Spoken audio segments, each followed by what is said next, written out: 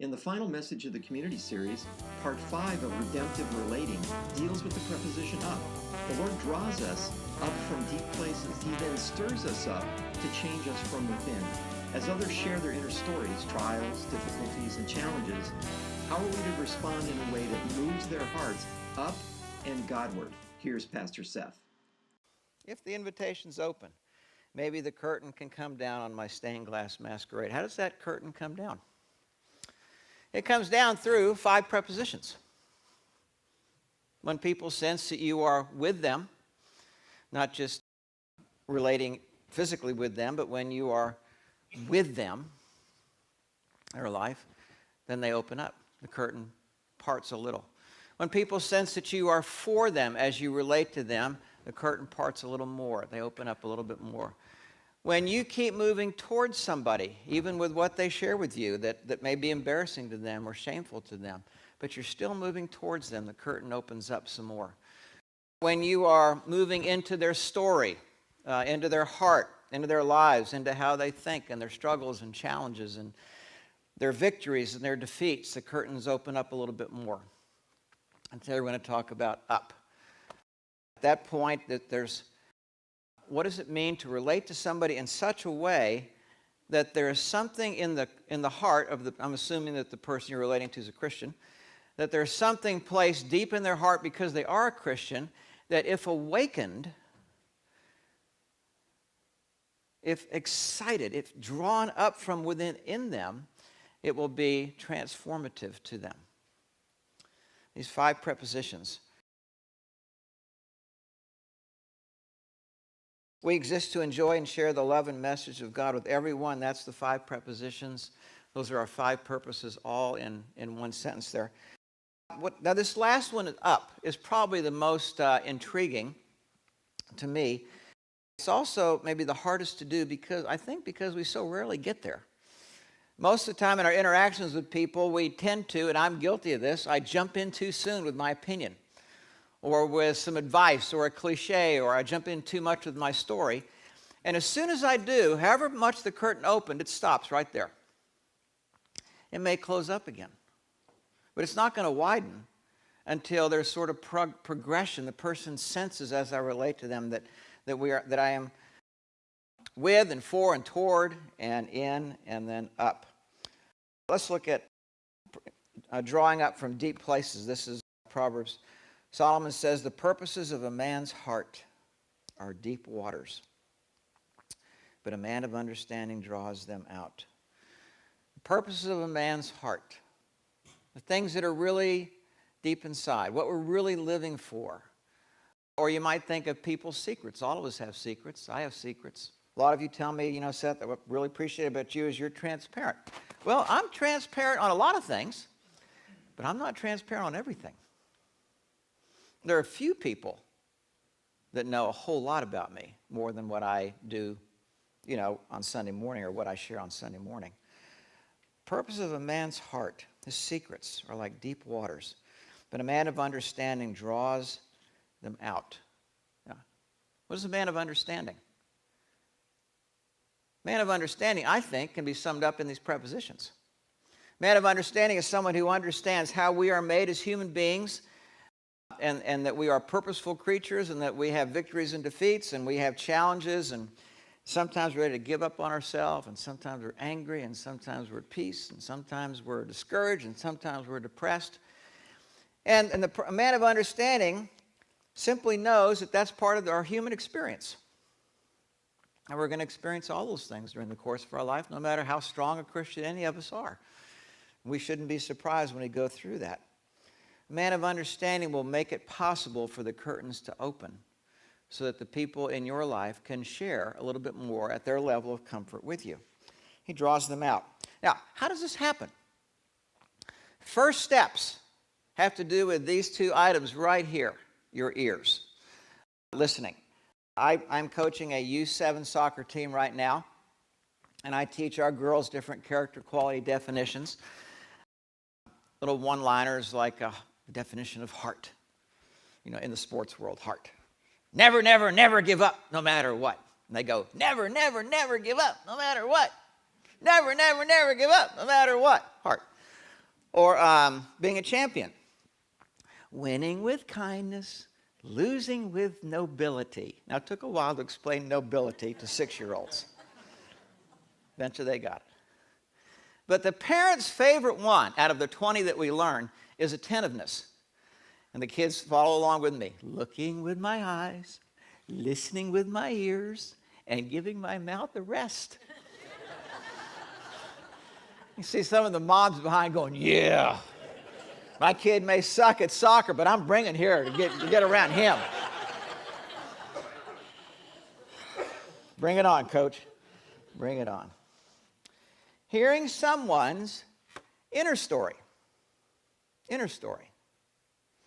Not the weather, not how the Pirates are doing, the Broncos, how job's going. My inner story. James says, my dear brothers, take note of this. Everyone should be quick to listen, slow to speak, slow to become angry. Now, it's interesting to me that he adds a few words that you wouldn't think he would normally need to. My dear brothers, take note of this. Everyone should, you would just think he'd say, listen. That's pretty good. First thing out of the box, listen. But he says everyone should be quick to listen. Now, why does he say that? Well, I don't know about you, but I notice that I have an urge to open up my mouth too soon when people are sharing something of their inner story. Instead, I need to be quick to get these things open and turn them on and let them loose. And then he says, slow to speak. And the same thing, why does he add slow? I think because that same urge to want to just blurt out something. Proverbs 18:13, if anyone gives answer before he hears, it is his folly and shame. This is that experience when you're sharing something, you're opening up the curtain, you're hoping somebody will listen, and they jump in to finish your sentence. Your curtain is going to stay closed, stay at best open only that far. Or you might just say, and close it. The beginning of this is listening and hearing somebody's inner story. If that doesn't happen, the rest of this is just nice information for you to take home and look at. What's step 2? There are 2 words that I want to put in front of you today. The first one is the word pondering, and the next one is stirring up. Pondering and stirring up. In your handout, as people share their inner stories with you, their trials, difficulties, challenges, whatever, how are we to respond in a way that moves their hearts up toward God? That's the question I want to ask. Now, in Hebrews 10, this is the verse we're going to camp on today. Hebrews 10:24, the writer says, let us consider, and that's our first word, how to stir up one another to love and good works, not neglecting to meet together, as is the habit of some, but encouraging one another, all the more as you see the day drawing near. Now, that word consider is, in the Greek, is the word ponder, to think. To ponder is to think about something deeply. The idea is there's 2 adverbs, diligently and attentively. What he's describing here is you're listening and you're thinking and you're continuing to think. You're continuing to mull over what you're hearing. You're taking it in and you're hearing more information and you're taking that in and you're hearing more and adding to this. You're pondering what you're hearing. As your friend tells his inner story, quietly ask yourself these questions. Now there's a list of questions I put in your handout. This is not an exhaustive list, but you're pondering when your mind is going through these kinds of things. Let's go. What is going on deeper in my friend?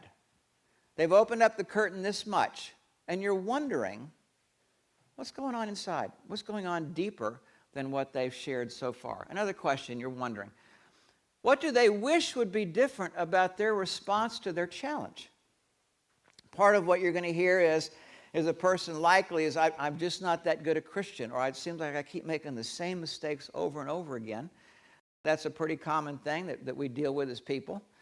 But what you're also wondering is about, if they had a magic wand on their responses, what would they do instead?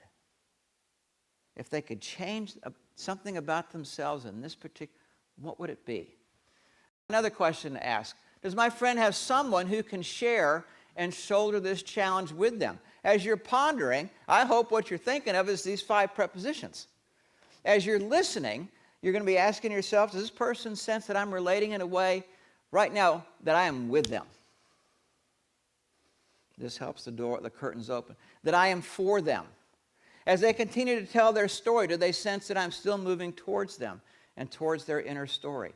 And that their inner story matters to me. This is part of pondering. This is part of thinking. I'm trying to relate in such a way that allows them the freedom to open up the curtains some more. What stirs in me as my friend shares his story? Even though people come to me for counseling sometimes, I don't see myself as a counselor. What people need from me is to be their friend. A wise friend, but something I can give them that most of you could give them too. It has to do with these prepositions, not so much expertise. Does my friend need someone right now who's for me? What stirs in me as my friend shares his story? What does God seem to be shaping in my friend? What is God up to in the midst of this person's struggle or their heartache or their defeats? And about what are you more curious? What else would you like to know? You really haven't said much other than, tell me more. What's that like? You're just opening the door, giving an invitation for somebody to share. That's ponder, that's consider. Now, the second word he says here is the verb to stir up. To stir up. And the idea is to stir up something from within. Now, most of you know I'm a terrible cook. I'm a terrible cook. But on occasion, I have made a pan of brownies that were actually edible. Shocking. Now, it's been a long time, but all I remember is we had a box, brownie mix, and it was in a plastic bag, and I dumped it in a bowl, and I think I needed to add water and an egg and oil. And then you got all these ingredients just kind of sitting there, but you get out the big spoon and you stir. You're stirring up what's already in the bowl. That's the image he has here. Or the image I think of is, which happens to me every day, when I go to make my coffee, I get my coffee and it's still dark outside, and I pull out the half and half and I pour in the half and half, and I have to get a spoon to stir up the half and half so that it mixes with the coffee. Now think about the image he's saying here. He is not saying that I'm going to stir up someone to love and good works by adding pressure from outside, by teaching, by rebuking, by telling my story. That's something that's added into the bowl. The image he's saying is what our job is to stir up something that's already in the bowl. For the Christian, Christ lives in them. The Holy Spirit dwells in them. And maybe unbeknownst to your friend, deep within them are some desires that need to be awakened, is the idea of stir up. It means to awaken or to arouse or to excite. The Greeks use this word sometimes as a paroxysm, which we don't use very much, but kind of like an explosion from within is the idea here. To ponder and to stir up something in my friend are the two images. To ponder and to stir up. So, for me, a couple questions. What stirs in your friend as they share? Sometimes as somebody opens up the curtain and I allow them an opportunity, sometimes you'll hear somebody stop in their tracks. Something strikes them, a light bulb goes off. Sometimes people choke up. Sometimes you'll see a tear. What stirs in you as you're saying this? This is up. What stirs in you as you're saying this? Or sometimes you're stirred up by something. God is using your friend's story in your life. What stirs up in you? Or what God-given desires do you see evidence of that you can stir that are in the person? Now, let's look at an example of what not to do, an example of how to do this. Job's friends or counselors are the epitome, sort of the They're the poster boys of how not to do this. Now, for 7 days, they listened to Job. They didn't say a word. They did pretty well for 7 days. But after that, then it all goes downhill. So they began to rebuke him and to try to teach him and to minimize and what he's going through and to try to correct him. In other words, their approach is there's knowledge that Job needs, and my job is to apply that knowledge from outside in. Now, it doesn't matter how nice you are, or ladies, how sweet you are.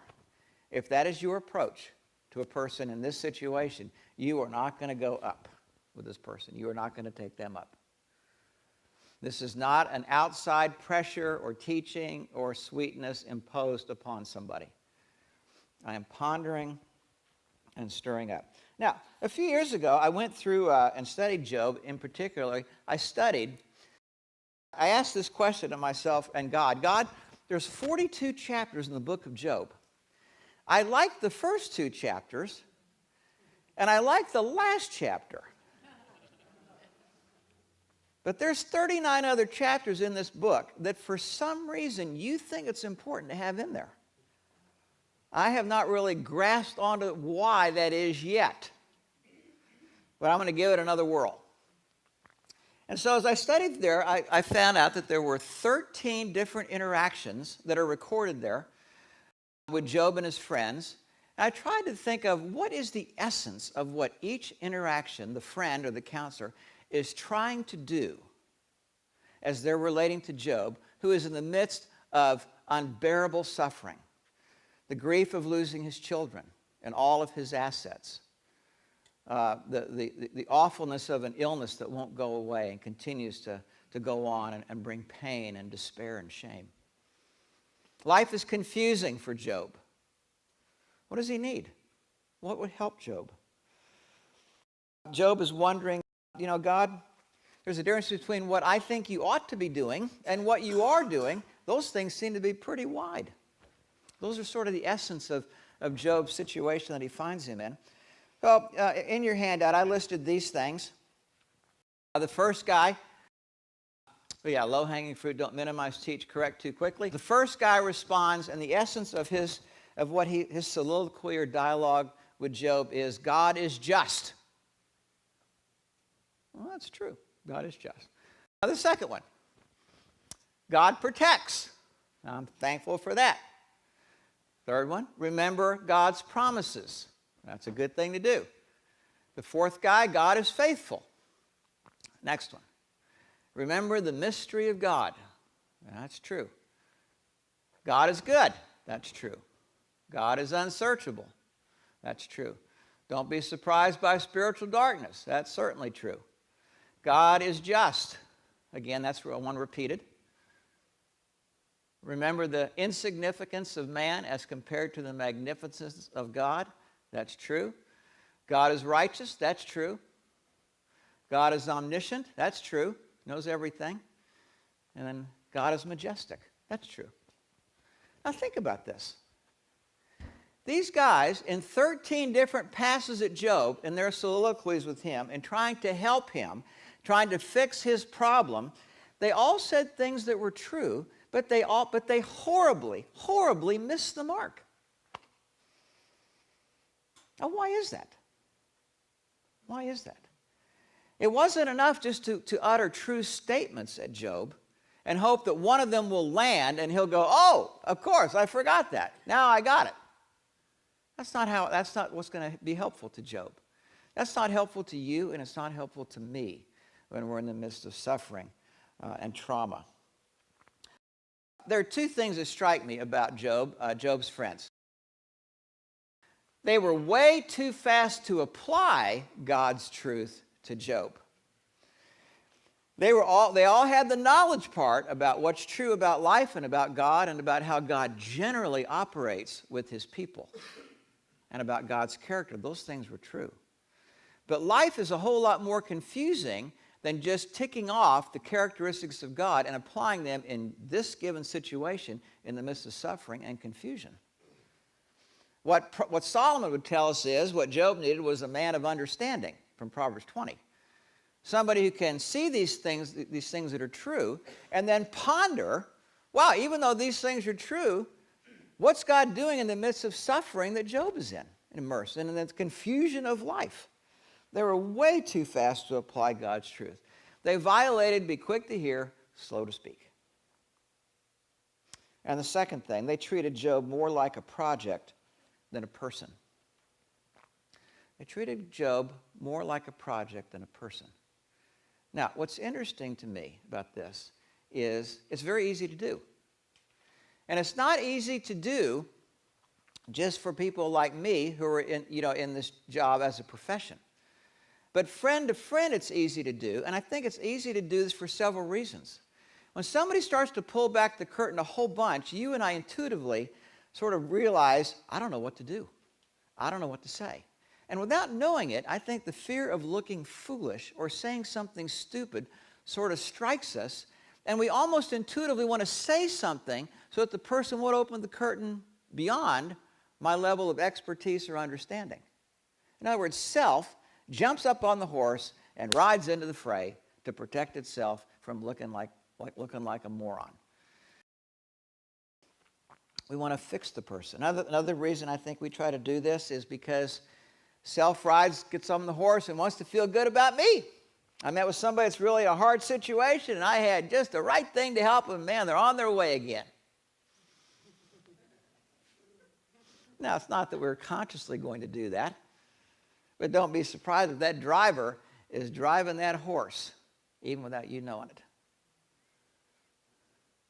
There's really, in the sense of treating somebody like a person, there's really very little pride or ego benefit here. What's really required is to be other-centered. It's the opposite of pride or ego. And instead of trying to fix the problem, what I'm trying to do is to relate to the person. You catch the difference between this? We may not fix anything. I might not have any big solution or any big whoop-de-doo light bulb that's going to help you at all. That's really not what you need, ultimately. What you need is me relating to you in such a way that what is stirred up inside of you, a light bulb goes off. Or a truth of Scripture comes to mind. Or a cliche that was just a cliche before now becomes yours.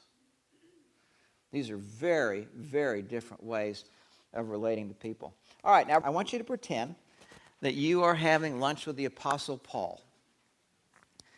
You're just thinking, wow, man, this great Christian man and church planter and missionary and trainer, and man, what a tremendous privilege you have. And you haven't read any of his letters. You just heard of him by reputation. And you're thinking, this is sort of the Superman of Christian life. Man, I want to be like Paul someday. You're sitting down, and I want you to imagine that he opens up to you and starts to share some of his inner story. Now, we're going to take some of this from 2 Corinthians chapter 1. Now, it's going to be a little bit different because he wrote a letter to these folks, and they just read the letter. They weren't relating. But I want to take his inner story, and I want you to pretend that he's telling this inner story to you as you're having lunch with him, okay? All right. He says, we do not want you to be uninformed, brothers or brother or sister, about the hardships we suffered in the province of Asia. Now, what words stand out to you so far? Uninformed, okay? So he's wanting to tell them something they may not know. What else stands out to you here? Hardship. Wow. Paul, hardship, and what else? Suffered. We don't use that word a whole lot. Okay, so in your mind, you are listening, and you are starting to ponder. Hardship, suffering. Does anybody know? Uninformed? Anybody? Is anybody with him? This is pondering. Anybody for him? Can I be with him? Lord, help me to relate to him right now so that whatever it is he's about to share, that I'm with him. He can open up the curtains. That I'm for him. Am I moving towards him? Hardship. As I'm listening with curiosity. What's going on inside of him? I might say, as he's telling me about getting whipped and taken out of town and left for dead or stoned or run from town to town. I might be saying such amazing things as, tell me more. What was that like?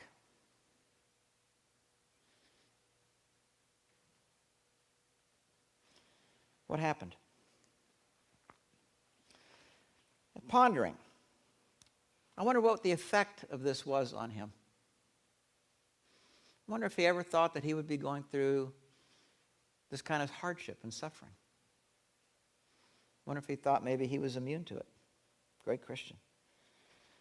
Paul continues, we were under great pressure, far beyond our ability to endure, so that we despaired even of life. All right, what words strike you from here? Pressure, endure, despair. That's not a word we throw around in Christian circles very often. This is the Apostle Paul. Now, as you're hearing this, what goes through your mind? You're pondering. Hardship and suffering were two pretty big words out of that first go-around. Great pressure, stress. What kind of pressure was he going through? What kind of stress? You're pondering. You're asking. You're thinking. Far beyond our ability to endure. He didn't just say we endured.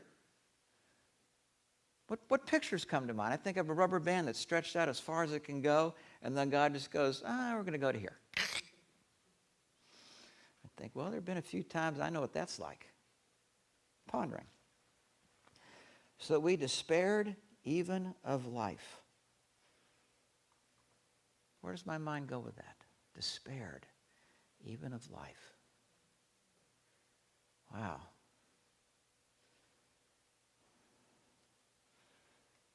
Pondering.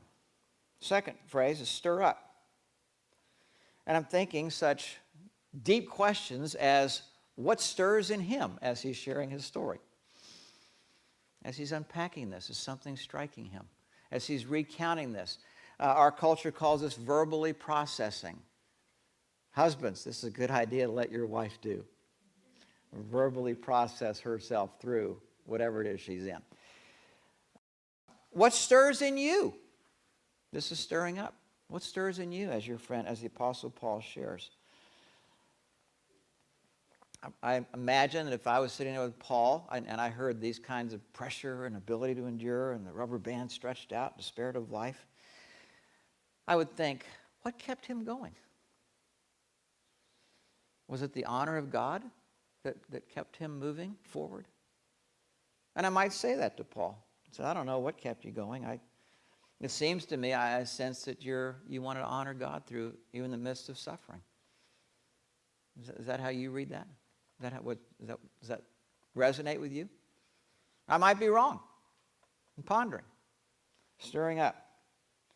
Indeed, in our hearts, we felt the sentence of death. Now, I think about somebody on death row. Felt the sentence of death. They could be coming down that hallway anytime with the keys. What am I going to be saying here? How did you hang on? What kept you going? Was anybody with you in this? Were you alone?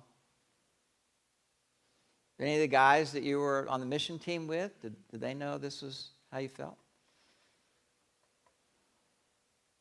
This happened, Paul says, that we might not rely on ourselves, but on God, who raises the dead.